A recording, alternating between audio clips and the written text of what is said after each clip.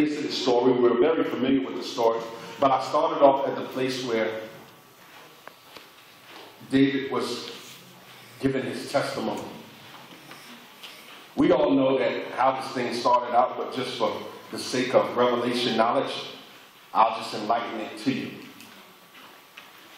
But David is in a place where his dad, who was very old, sends him out to this place to bring some supplies to his brothers who were in or beginning to engage in war. And David being an outcast of his family. We have any outcasts in this place today? I'm talking about people who didn't get treated like everybody else.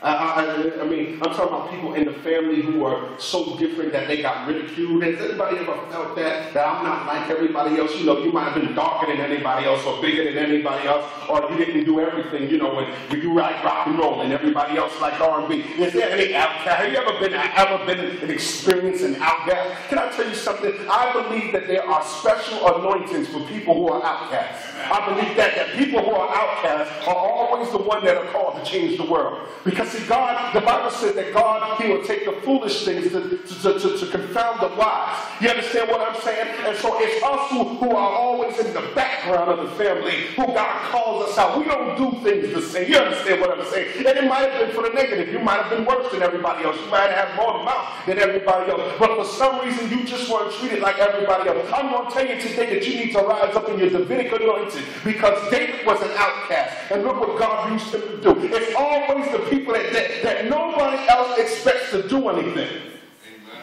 That God always usually rises up. Even in the church today. It ain't the people, you know, that's always on the forefront that expect anything from me being in leadership for these last 4 years. I start to understand things differently now. It's not the people who got all the great ideas, who always want to judge. It's the people that you don't even think about. Yes. That stand up and make a difference in the ministry. I'm talking about it's the people that nobody else is looking at who will call me and text me, Pastor, I want to clean the church. Pastor, I want to do it. It's the people that don't have all a voice, who don't know how to sing or hold a tune, but they're the ones that come to the forefront and start doing everything that needs to be done. I'm telling you right now, there's a special anointing on people who are outcasts. Most churches in America and around the world are filled with people who are on fire for God. But if you go back into those people's lineage in their life, you will see that they, from a child, that they were different than everybody else in their family. And those are the ones that God calls.